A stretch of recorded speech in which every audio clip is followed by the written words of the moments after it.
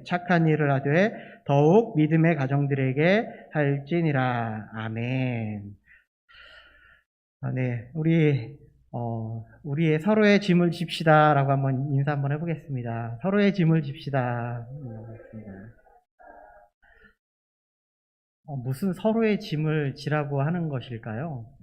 우리가 먼저 말씀을 보기 전에 우리들도 너무나 잘 알고 있는 아마 책 중에 철로역정이라는 책을 여러분들 아마 알고 계실 것 같은데요. 한번 읽어보셨던 분도 있을 것 같고요. 그리고 몇 해 전에는 철로역정, 천국을 찾아서라는 그런 영화도 나왔는데 한번 혹시 보시지 못했다면 한번 시간 내서 한번 보시면 좋을 것 같습니다. 이 철로역정의 주인공이 누구냐면 크리스찬입니다. 크리스찬은 어느 날 한 권의 책, 한 권의 책이라고 하니까 다른 것일 수도 있겠지만 다른 것이 아니라 바로 성경을 이야기하는 겁니다. 한 권의 책을 통하여서 천국이 어떤 곳인가를, 어떤 데인가를 발견하게 되죠. 그 사실을 깨닫고 난 다음에, 그리고 난 다음에 이 멸망의 도시, 자기가 살고 있는 이 땅이 멸망하게 될 것이다 라는 그런 것도 깨닫게 됩니다. 불바다가 될 것이고 그런 이야기를 합니다. 그리고 난 다음에 어느 날부턴가 자신에게 이제는 무거운 짐을 지고 있다는 사실을 깨닫게 됩니다. 무거운 짐을 지고 이렇게 살아나가는 자기 자신을 바라보게 되죠. 그런데 그 짐을 벗어버리는 그 순간이 있었는데 그 순간이 언제였는가? 예수 그리스도의 십자가의 은혜, 그 십자가를 깨닫고 난 다음에, 그 예수 그리스도를 붙잡고 난 다음에 그 십자가에 그 자기가 지고 있는 짐을 벗어버리게 되죠. 그리고 천국에 대한 여러 항해의 여정을 그리고 있는 책이 바로 이 철로역정이라는 그런 책입니다. 그리고 영화이기도 하고요. 한번 보면 유익하리라 생각하고 여러분들에게도 한번 권해드리고 싶습니다. 그런데 오늘 제목을 보니까 짐을 벗어버리라는 것이 아니라 짐을 지라고 이야기하고 있습니다. 짐을 벗어던지는 것이 아니라 짐을 지라. 왜 짐을 지라고 이야기하고 있을까요? 사도 바울은 우리에게 어떤 짐을 지라고 그렇게 말씀하고 있는 걸까요? 오늘 본문을 한 세 부분으로 생각해서 한번 나누어 생각해서 보겠습니다. 첫 번째는요, 연약한 지체를 책임지는 짐을 지라는 것입니다. 우리 1절 말씀을 다시 한번 함께 읽어보도록 하겠습니다. 1절입니다. 형제들아, 사람이 만일 무슨 범죄한 일이 드러나거든 신령한 너희는 온유한 심령으로 그러한 자를 바로잡고 너 자신을 살펴보아 너도 시험을 받을까 두려워하라. 아멘. 바울은 뭐라고 이야기하고 있냐면 무슨 범죄한 일이 드러나거든 이라고 이야기하고 있다는 말입니다. 여기에서 범죄하다라는 말은요, 다른 의미로 쓴 것이 아니라 이 원어적으로 보니까 무엇에 걸려 넘어졌다라는 그런 의미, 아니면 발을 헛디뎠다라는 그런 의미를 담고 있는데요. 바울이 말하고 있는 것은요, 어디에 걸려 넘어지고 있느냐라는 것인데, 그것을 앞서 이야기했던 갈라디아서 5장 17절 이후에 나타나고 있는 그 육체의 소욕들을 말하고 있다는 것이죠. 육체의 소욕대로 행동하는 그런 삶, 자신의 욕심대로 따라가는 그런 삶, 그리고 성령님과 동행하는 삶이 아니라 성령님을 거슬려서 살아나가는 너희의 삶이 바로 이 범죄에 대한 일이다. 무슨 범죄한 일이 바로 이것이다 라고 말씀하고 있다는 겁니다. 사실 그런데요, 우리의 육체적인 일들은요, 우리의 연약함 때문에 이 모든 것에 걸려 넘어지는 경우가 너무나 많이 있어요.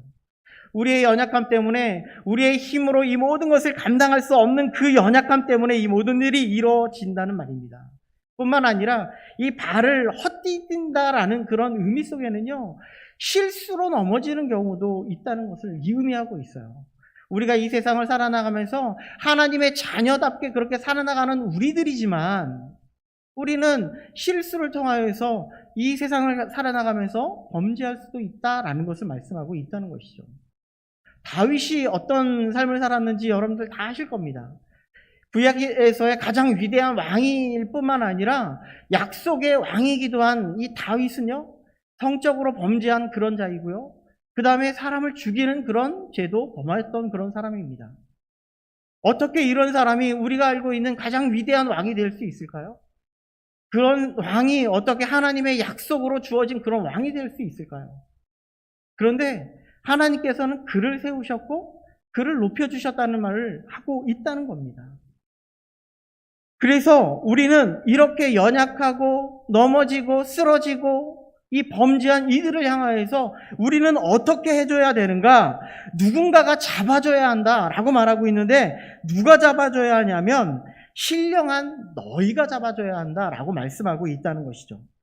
신령한 너희라고 하니까 무슨 특별한 은사가 있고 특별한 권능이 있고 권세가 있어서 내가 정말 엄청난 능력이 많아서 그를 붙잡아주는 그런 말을 하고 있는 것이 아니라 앞서 16절부터 26절까지 육체의 사람과 성령의 사람을 계속 대비해서 말씀하고 있었잖아요.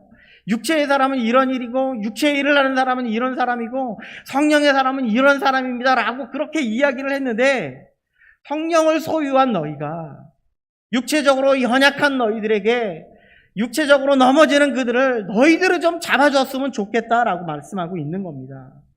자, 그렇다면 누가 성령을 소유한 사람입니까? 누가 성령을 소유했는지 알아야 그들을 붙잡아주고 우리가 그들을 좀 더 붙잡을 수 있지 않겠습니까? 이 편지를 누구에게 쓴 편지라고 생각하십니까? 갈라디아서니까 갈라디아 성도들에게 이 편지를 쓰고 있는 내용이에요. 믿지 않는 자들에게 쓴 편지가 아니라 믿는 성도들에게 이 편지를 쓰고 그리고 이 편지를 통하여서 그들에게 교훈을 주기 위한 그런 편지라는 말씀입니다. 그러니까 결국은 무엇인가 하면 우리들에게 말씀하는 거예요. 우리가 예수 그리스도를 믿고 예수 그리스도를 구주로 믿은 우리가 그 믿음으로 말미암아 성령을 소유한 너희가 조금 더 연약한 자들을 좀 붙잡아줬으면 좋겠다 말씀하고 있다는 것이죠. 성도 중에 믿음에 흔들리는 그런 연약한 자들, 거짓 교사에 흔들려서 넘어지고 있는 그들을 너희들이 좀 붙잡아서 바른 복음으로 좀 붙잡아줬으면 좋겠다라고 말씀하고 있는 것입니다. 예수 그리스도의 복음을 받아 가진 성령의 자유함을 얻은 너희가 좀 잡아줬으면 좋겠어 라고 말씀하고 있다는 것입니다. 예수 그리스도를 믿으면요, 우리에게는 성령님이 함께 하십니다. 예수 그리스도를 우리가 믿는 순간, 예수 그리스도를 우리가 구주로 고백하는 그 순간 우리에게는 성령님이 함께 하시는 거예요. 예수 그리스도를 고백하는 것조차도 우리의 힘으로도 할 수도 없고 성령님이 우리와 함께 주셔야지만이 주님을 고백할 수 있다는 말씀을 하고 있는 거예요. 그러한 우리가 온유한 심령으로 그들을 붙잡아줘야 한다. 온유한 심령, 어떤 온유한 심령인가 하면 성령의 9가지 열매, 사랑과 희락과 화평과 오래 참음과 자비와 양선과 충성과 온유의 절제를 가지고 있는 이 성령의 9가지 열매를 우리가 가지고 있는 우리가 그들을 좀 붙잡아 줬으면 좋겠다라고 말씀하고 있는 겁니다. 이 중에서 지난 시간에도 잠깐 말씀드렸지만 모든 것을 아우르는 그런 하나의 열매가 있는데 그것이 바로 사랑입니다. 사랑을 가진 너희가, 사랑의 마음을 품는 너희가 그들을 품어줘라. 요즘 계속해서 선거 차량들이 많이 다니고 있는데요. 그런데 선거 유세를 보면 여러분들 과간이 아니지 않습니까? 서로를 비방하고 이런 일들이 너무나 많이 있는 것 같아요. 저는 특정하게 지지하는 정당이 있는 것은 아니지만 이런 모습들을 보면 참 마음이 안타까운 것은 사실입니다. 그런데요, 우리가 잘 알고 있는 미국의 16대 대통령 아브라함 링컨이 있습니다. 이 링컨도 이 16대 대통령에 당선이 되었지만 그 일화 중에 이런 내용이 있는데요. 16대 대통령에 같이 나온 후보가 있었어요. 그 대통령 이름이 스탠턴이라는 사람이 있었는데요. 이 스탠턴은요, 선거 유세를 하면서 링컨을 엄청난 비난과 비방을 하는 그런 사람이었다고 합니다. 그런데요, 링컨은 대통령으로 당선되자 스탠턴은 어떤 생각을 가졌냐면 자신에게 이 링컨이 나를 보복하면 어떻게 하지? 라는 그런 마음을 가졌다고 합니다. 그런 불안감에 있는 이 스탠턴에게 링컨이 다가가서 백악관으로 초대하고 그리고 국방부 장관을 맡아달라고 부탁을 했다는 것이죠. 어떻게 이렇게 할 수 있을까요? 우리의 생각으로는 인간적으로는 이 상대 진영 사람일 수도 있고 그 사람과 나는 전혀 다른 사람이고 나를 엄청나게 비방하고 깎아내린 그런 사람을 사랑의 마음으로 그를 품어줄 수 있을까요? 우리의 마음으로는 절대 이해가 안 되는 부분인데 링컨이 그렇게 행했다는 것입니다. 사랑의 마음으로 자비의 마음으로 품어주는 것을 이야기하고 있는 거예요. 사실 우리는 하나님 앞에 무지하고 무능한 그런 사람들 아닙니까? 그런 우리가 하나님 앞에 그런 사랑을 받았어요. 하나님이 우리를 사랑해 주셔서 구원이라는 그런 은혜를 우리에게 허락해 주셨다는 거예요. 우리에게 그런 사랑을 베풀어 주셨는데 우리의 이웃을, 우리의 형제들을 함께 겸손한 마음으로 함께 자비한 마음으로 품어주지 못할 마음이 없다는 것을 말씀하고 있다는 것이죠. 결국 바울이 요청하고 있는 것은요, 이 범죄한 자를 인간적으로 판단하거나 징계하기보다는 하나님의 마음으로 그를 돌보아 주었으면 좋겠다. 그들을 바른 길로 좀 인도해 줬으면 좋겠다. 그들이 악한 길로 걸어가고 있는 그 모습이 그들이 잘못되면 죄악으로 아니면 저 지옥으로 떨어질 수 있는 그의 마음을 간절한 마음으로 바라봤으면 좋겠다라고 말씀하고 있는 겁니다. 그러면 우리가 누가 범죄했다고 한들 우리가 재판관이 될 수 없다는 말씀입니다. 그래서 우리가 재판관이 만약에 되게 되면 그것은 이미 나의 기준으로 그들을 판단하게 되기 때문에 우리는 그들을 하나님의 공의에 맡기고 그들을 우리의 마음으로 품어줄 수 있는 사람이 되어야 한다 말씀하고 있는 것입니다. 또 하나 중요한 것이 있습니다. 1절 후반절에 보니까요, 이렇게 이야기하고 있는데요, 너 자신을 살펴라 라고 말씀하고 있어요. 그 안에는요, 어떠한 시험에 빠졌습니다. 우리는 그를 바른 길로 인도하는 자들이 되어야 할 뿐만 아니라 우리 자신도 한번 돌아보았으면 좋겠다라는 겁니다. 오늘 새벽 큐티 말씀을 이렇게 함께 나누면서 사울이 그런 행동을 한 겁니다. 자기 자신을 돌아보지 못하고 자신의 공적만 높이는 그런 행동을 한 거예요. 사울은요, 자신의 죄로 인하여서 백성들이 죄악에 빠지고 죄에 물들어가고 있는데 자기 자신은 돌아보지 못하고 너희가 범죄하였구나 이렇게 이야기하고 있는 것을 볼 수가 있어요. 마찬가지로 우리도 우리가 지금 잘못된 길로 가고 있지 않는가를 돌아볼 수 있어야 된다는 말씀을 하고 있는 거예요. 나는 어떠한가를 한번 생각해 보자는 거예요. 나는 지금 하나님의 앞에 바르게 서고 있는가? 나는 정말 시험에 노출되어서 그 시험에 빠져 살고 있지는 않은가? 나 자신의 연약함을 스스로 깨닫고 하나님을 붙잡는 그런 사람이 되어야 한다라고 말씀하고 있다는 것이죠. 그리고 2절에 이렇게 이야기합니다. 너희가 짐을 서로 지라. 그리하여 그리스도의 법을 성취하라. 신앙생활은요, 나 혼자 신앙생활하는 것이 아닙니다. 지금 우크라이나와 러시아가 전쟁을 막 하고 있는데요. 내가 정말 잘났다고, 내가 정말 총솜씨가 좋고, 내가 정말 용감하다고 해서 나 혼자 그 앞에 뛰쳐나가서 총을 들고 나아가서 싸울 수는 없다는 얘기입니다. 무엇인가 하면 우리는 하나의 공동체, 그리스도의 공동체로서 우리는 이 무거운 짐을 함께 져 나가는 그런 사람들이 되어야 한다. 만약에 나 혼자 총 들고 앞에 나가서 나가게 된다면 어떻게 될까요? 조금 거칠게 이야기하면 그냥 개죽음이라는 거예요. 이제 코로나부터 우리가 조금씩 회복되는 그런 단계입니다. 그렇다면 우리는요, 서로를 돌봄으로써 우리가 서로 함께 예배할 수 있는 그런 환경이 되어져야 한다는 겁니다. 서로의 짐을 나눠질 때라는 말씀이에요. 그럴 때 진정한 공동체가 이루어질 수 있겠다 말씀하고 있는 겁니다. 우리가 서로를 돌아보지 아니하고 우리가 서로를 감싸주지 아니하면 이 온전한 공동체를 이룰 수 없음을 말씀하고 있다는 말입니다. 두 번째는요, 우리에게 지금까지는요, 우리의 짐을 서로 지라고 이야기하고 있다면 두 번째는 각자의 짐을 자기가 지라고 말씀하고 있습니다. 5절입니다. 우리 5절 말씀을 같이 읽어보도록 하겠습니다. 각각 자기의 짐을 질 것이라. 조금까지는요, 서로의 짐을 나누어 지라고 이야기했습니다. 그런데 갑자기 자기의 짐을 지라고 이야기하고 있는 사도 바울인데요. 2절의 짐과 5절의 짐이 조금 다른 짐입니다.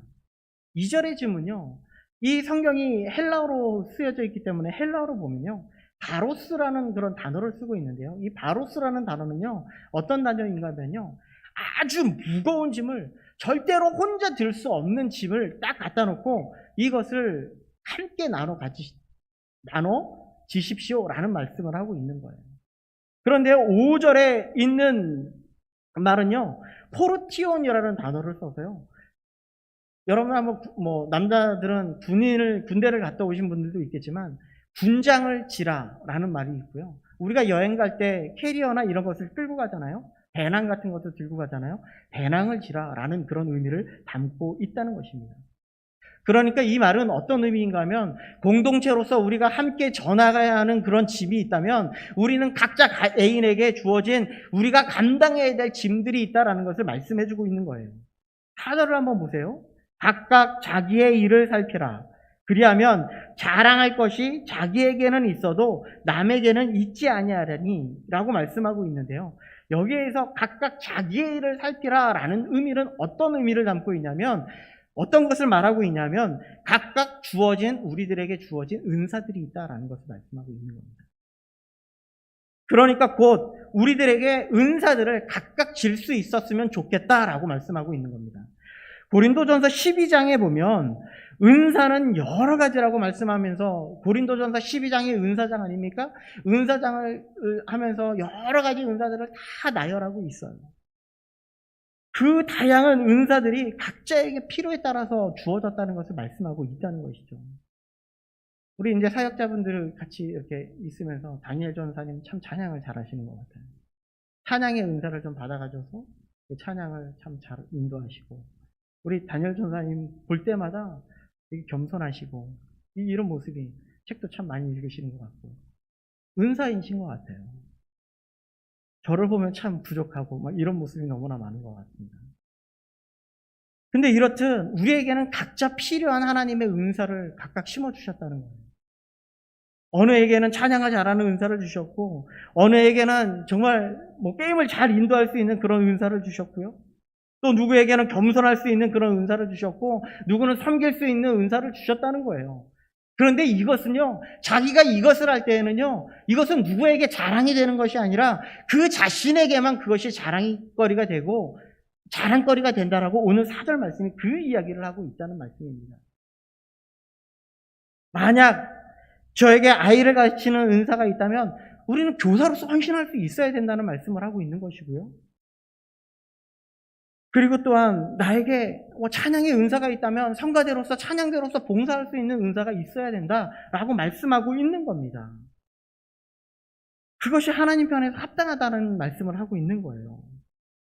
미술적 재능을 줬으면 미술적으로 우리가 도움을 줄 수 있어야 되는 겁니다. 그래서 꼭 부탁드리는 것은 왜 저 사람은 이렇고 왜 이 사람은 이러냐고 이렇게 판단하지 마십시오. 저 사람은 저것을 잘한다고 해서 왜 저러면 잘난 체 하지 이렇게 생각하지 말라는 얘기예요. 저 사람이 이것을 잘하는 은사가 있기 때문에 저렇게 하는 것이고, 저 사람은 저렇게 잘하는 은사가 있기 때문에 저렇게 하는 것이기 때문에 그것을 존중해 주라는 거예요. 그것을 존중해 주고 비교하지 말라라고 말씀하고 있는 겁니다. 그리고 내가 이것을 아무리 잘한다 할지라도 이것을 자랑하지 아니하고 내 안에 스스로 겸손한 마음을 가지는 것이 가장 중요하다라고 말씀하고 있다는 말입니다. 우리는 우리에게 주어진 것들을 잘 살펴서 감당할 수 있는 것을 감당하게 할 수 있어야 된다라고 말씀하고 있는 것이죠. 우리에게 무엇이 주어져 있습니까? 우리는 어떤 은사를 찾을 수 있을까요? 여러분들에게 주어진 그 은사를 잘 생각하시고 내가 가장 잘할 수 있는 것으로 하나님 앞에 영광 돌릴 수 있는 여러분들 되시기를 간절히 소망합니다. 이제 마지막으로요, 사도행전 6절 이후에는 무엇을 말하고 있냐면 심는 것과 거두는 것에 대해서 말씀하고 있는 내용입니다. 우리 7절 말씀을 함께 읽어보도록 하겠습니다. 7절입니다. 스스로 속이지 말라. 하나님은 업신여김을 받지 아니시나니 사람이 무엇으로 심든지 그대로 거두리라. 우리는요, 무엇을 심든지 그대로 거둔다 이렇게 말씀하고 있어요. 앞서도 말씀드렸지만 육체의 소욕을 심으면 그대로 거두게 될 것이고요. 성령을 따라 살게 되면 우리는 성령의 열매를 우리는 스스로 맺히게 될 것이다 라고 말씀을 드렸습니다. 그런데요, 사도 바울은 이것을 말하기 전에 이런 것을 먼저 이야기하는 것을 볼 수가 있어요. 우리 6절인데요. 6절을 보게 되면 가르침을 받는 자는 말씀을 가르치는 자와 모든 좋은 것을 함께하라 라고 이야기하고 있어요. 아니, 심는 것과 거두는 것을 이야기하고자 하는데 그 중간에 떡하니 전혀 상관이 없는 말씀을 가르치는 자와 받는 자와 말씀을 가르치는 자에 대해서 이야기하고 있다는 얘기예요. 사도 바울이 말씀을 심는 것과 거두는 자를 말하기에 앞서 이것을 이야기한 것은요, 말씀을 가르치는 자는요, 무엇을 심는 것일까요? 하나님의 복음인, 하나님의 말씀인 우리의 심령 가운데에 말씀을 가르침으로 말미암아 그 가운데에 말씀의 복음을 심게 하시겠다라는 것을 이야기하고 있다는 겁니다. 우리의 마음속에 말씀을 심는 자는요, 우리는 어떤 열매를 맺게 될까요? 우리가 하나님의 말씀을 우리 마음 가운데 심었어요. 그러면 그 말씀이 우리 가운데 거하게 되는 거예요. 우리는 그러면 무엇이 우리의 마음속에 맺히게 될까요? 복음의 열매가 맺히게 되는 거예요. 이 복음을 우리가 하나님의 복음을 심게 되면 어떻게 돼요? 우리는 구원을 얻게 되는 겁니다. 이것을 말씀해주고 있는 거예요. 마찬가지예요. 성령의 열매도 마찬가지입니다. 우리 안에 사랑을 심으면 그 사랑의 열매가 맺히게 되는 겁니다. 성령으로 우리가 그것을 힘써 행하게 되면 우리는 그것이 스스로 맺히게 될 수 있겠다라고 말씀하고 있는 거예요. 그런데요, 바울은요, 말씀을 받는 자의 말씀을 가르치는 자와 모든 좋은 것으로 함께하라라고 이렇게 이야기하고 있다는 거예요. 모든 좋은 것을 함께하라. 하나님의 말씀이 얼마나 좋은 것입니까? 그것을 함께하라라고 이야기하고 있는데 이 좋은 것에 대해서 영적인 것도 있고요. 그리고 물질적인 것도 있음을 우리는 깨달아 알아야 된다는 거예요. 물질적인 것도 있다고 하니까 우리는요, 흔히 이렇게 생각합니다. 아, 물질의 풍성함을 우리에게 허락해 주시는가 보다 이렇게 이야기하는데 그것이 아니라요, 우리의 삶을 살아나가다 보면 연약한 자들의 물질적으로 어려움을 겪는 자들이 너무나 많이 있어요. 연약한 자가 걸어가는 길을 만약에 우리가 너무나 힘들어서 우리가 물질이 너무나 없어서 정말 우리가 걸어가는 그 길 속에 그 길을 만약에 포기하게 되면, 너무나 힘들어서 그의 삶을 포기하게 되면 얼마나 안타깝냐는 거예요. 그래서 그런 어려움을 당하지 않도록 그를 돌봐야 한다라는 것을 말씀해주고 있고 그들의 필요를 우리가 채워줄 수 있어야 한다라고 말씀하고 있는 겁니다. 우리 주기도문 다 암송하고 계시죠? 주기도문을 암송할 때에 우리가 이런 고백을 하잖아요. 우리에게 일용할 양식을 주옵시고 라고 고백하고 있지 않습니까? 우리가 우리에게 일용할 양식을 주옵시고 라고 하는 이 기도가 날마다 우리가 살아갈 수 있는 양식을 달라고 그런 기도가 아님을 우리는 깨달아 알아야 된다는 거예요. 우리에게 주신 양식이 우리는 지금 먹고서 남을 정도로의 많은 풍성함을 가지고 있는 우리 이때에 하나님께서 날마다 일용할 양식을 주시는 은혜는요, 우리의 이웃에게 우리의 어려움을 돌보며 그들의 필요를 채워줄 수 있는 양식을 부어주셨다는 것을 깨달아 알아야 된다는 겁니다. 예전에는요, 한 끼 먹고 살아가는 것이 정말 힘들 수도 있었어요. 그런데요, 지금은 풍족한 이 시대에 우리가 먹고 사는 것 이외의 모든 것을 다른 사람을 위해 베풀 수 있어야 한다라고 말씀하고 있다는 겁니다. 이것이 앞서 함께 짐을 져나가는 의미와도 함께 일맥상통한 것인데요. 6절 말씀을요, 쉬운 성경으로 보니까 이렇게 되어 있습니다. 누구든지 하나님의 말씀을 배워 받아들인 사람은 말씀을 가르치는 사람과 모든 좋은 것을 나누어야 합니다라고 이야기하고 있다는 거예요. 말씀을 배워 받아들인 사람은 어떻게 하라고요? 좋은 것을 나눠 가지라고요. 남을 미워하지 말라는 말씀을 들었어요? 그러면 미워하지 말라는 것을 나누어야죠. 내가 미워하지 않는 마음을 가져야죠. 물질이 어려움이 있음을 깨달았다면 그것을 가지고 우리는 나누어야 된다는 거예요. 그래서 사도행전을 보면요, 사도행전의 초대교회 성도들이 어떤 행동을 행했는지, 하나님의 성령이 가득하고 그들이 성령이 임할 때 어떤 행동을 행했는지 이렇게 말씀하고 있어요. 믿는 사람이 다 함께 있어 모든 물건을 서로 통용하고 또 재산과 소유를 팔아 각 사람의 필요를 따라 나누어 주었다라고 말씀하고 있는 거예요. 내 것도 내 것이고 네 것도 내 것이 아니라 내 것도 여러분 것이고 여러분 것도 여러분 것입니다라는 그런 믿음을 가지고 초대교회 때 그 삶을 살아나갔다는 거예요.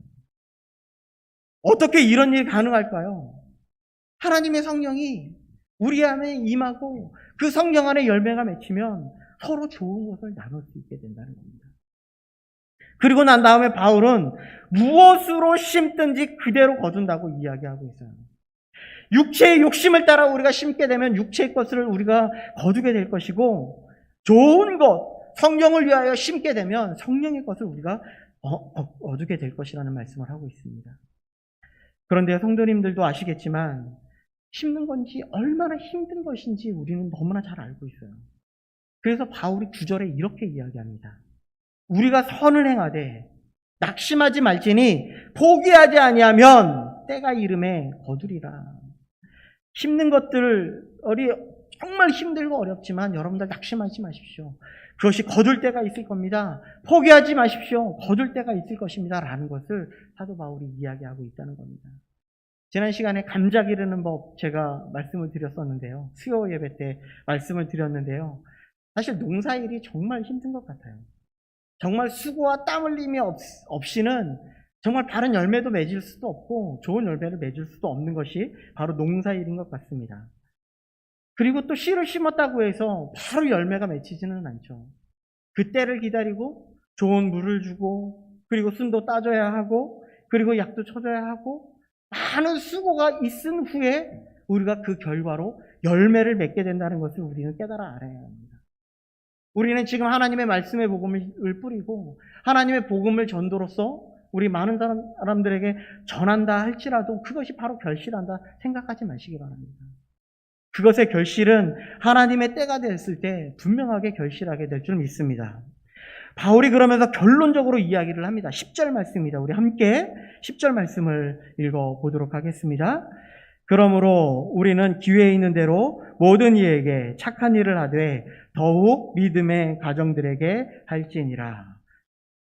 누구에게 하라고 하고 있냐면요, 모든 이에게 착한 일을 하되 믿음의 가정들에게 하라고 하고 있어요.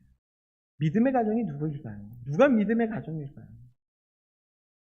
우리 가정은 다 믿고 있으니까 우리는 믿음의 가정이야, 이것을 말하고 있는 것이 아니라 우리 옆에 있는 분들을 한번 보세요.